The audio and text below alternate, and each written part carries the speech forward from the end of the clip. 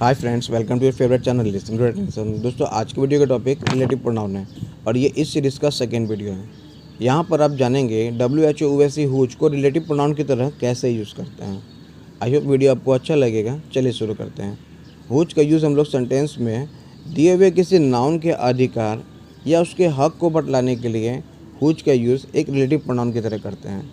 अधिकार और हक क्या होता है, इसे समझाने के लिए मैं कुछ एग्जाम्पल्स का यूज़ करता हूँ।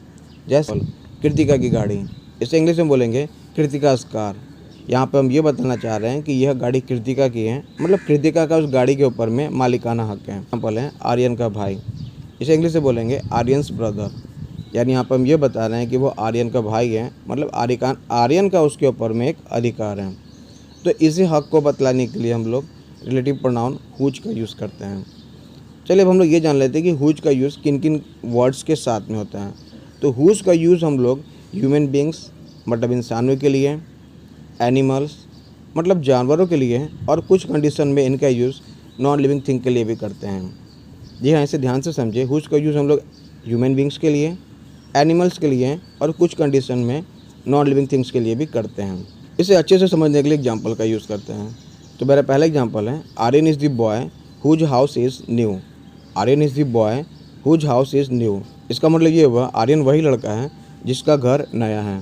यह ध्यान से देखिए, हुज वर्ड एक रिलेटिव प्रोनाउन की तरह यूज़ हुआ है क्योंकि वो हमें यह बता रहा है कि हाउस आर्यन का है। आर्यन के घर को बतलाने के लिए हमने यहाँ पे हुज का यूज़ किया है।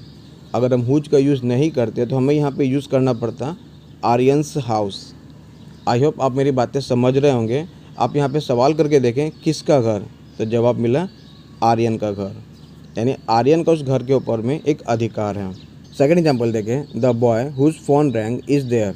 The boy whose phone rang is there. इसका मतलब ये हुआ वह लड़का जिसका फ़ोन बजा वहाँ पर है। यहाँ पे हुज वर्ड एक रिलेटिव प्रोनाउन की तरह यूज़ हुआ है। आप ध्यान से देखें, हुज वर्ड बॉय के फ़ोन के लिए आया हुआ है।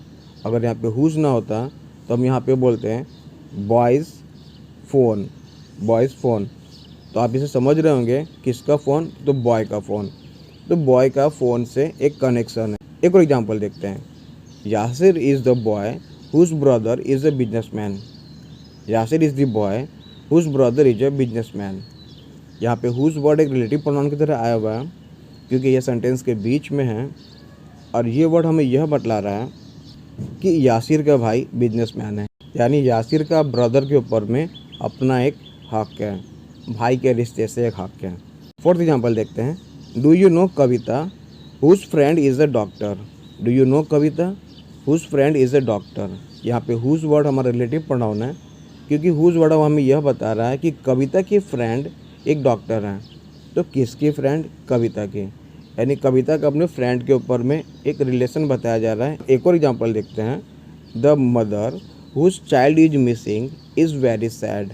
The mother whose child is missing is very sad. इसका मतलब ये हुआ वह माँ जिसका बच्चा खो गया है वो बहुत उदास है। वह माँ जिसका बच्चा खो गया है वो बहुत उदास है। अब तो आप समझ गए होंगे यहाँ पे हुज वर्ड एक रिलेटिव प्रोनाउन है क्योंकि वो हमें यह बतला रहा है कि बच्चा किसका बच्चा, उस औरत का बच्चा। अब एक और बात जिसको लेके आप कंफ्यूज हो सकते हैं, चलिए उसे भी जान लेते हैं। एक सेंटेंस है हमारे एग्जाम्पल में, the mother whose child is missing is very sad. इस सेंटेंस में आपने देखा होगा इज का यूज़ 2 बार हुआ है और आप सोच रहे होंगे कि ये कैसे हो सकता है। चलिए मैं इसे समझाता हूँ। तो the mother whose child is missing is very sad, यहाँ पे 2 क्लॉजेस का यूज़ किया गया है। 2 क्लॉज का मतलब एक टाइप का सेंटेंस ही होता है।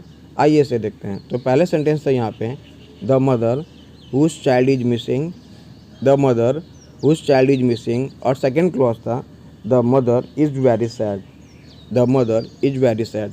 इन दोनों को मिला के एक सेंटेंस बनाया गया और सेंटेंस बन गया the mother whose child is missing is very sad. I hope आपको समझ में आ गया होगा अब यहाँ पे डबल इज का यूज़ कैसे किया गया, क्योंकि ये दो इज 2 अलग अलग क्लॉजेस के हैं जिन्हें मिला के हमने एक सेंटेंस बनाया है।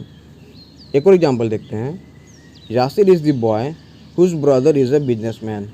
Yasir is the boy whose brother is a businessman.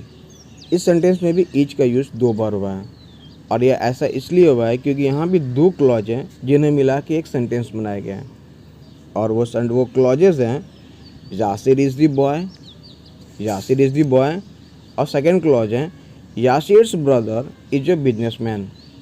Yasir's brother is a businessman, और इन दोनों को कंबाइंड करके एक सेंटेंस बनाया गया। और last example, the triangle whose 3 sides are equal is called equilateral triangle. The triangle whose 3 sides are equal is called equilateral triangle. यहाँ पर भी एक बार आर और एक बार ईच का यूज़ हुआ है, और इसका वजह यह है कि इस सेंटेंस में भी 2 क्लॉज है जिन्हें मिला के एक सेंटेंस बनाया गया है। तो मेरा पहला क्लॉज है the triangle whose 3 sides are equal, the triangle whose 3 sides are equal, और सेकेंड क्लॉज है the triangle is called equilateral triangle. The triangle is called equilateral triangle, और इन दोनों को मिला के एक सेंटेंस बनाया गया है, इसलिए आप एक ही सेंटेंस में आर और एच दोनों को देख रहे हैं। आई होप आप मेरी बातें समझ रहे होंगे, और हुज का यूज़ रिलेटिव प्रोनाउन की तरह कैसे करते हैं आपने इसे सीख लिया होगा। अब आपकी प्रैक्टिस के लिए मैं एक क्वेश्चन दे रहा हूँ, और आपको यहाँ पे ये करना है, एक सेंटेंस आपको बनाना है जहाँ पे आप हुज का यूज़ एक रिलेटिव प्रोनाउन की तरह करेंगे। मैं आपके कमेंट का इंतजार करूँगा, और जाते जाते आपसे बस यही कहूँगा, वीडियो अच्छा लगा तो इसे लाइक और शेयर करना ना भूलें। इसी तरह की वीडियोज़ को पाने के लिए मेरे चैनल को सब्सक्राइब करें। Thank you for watching.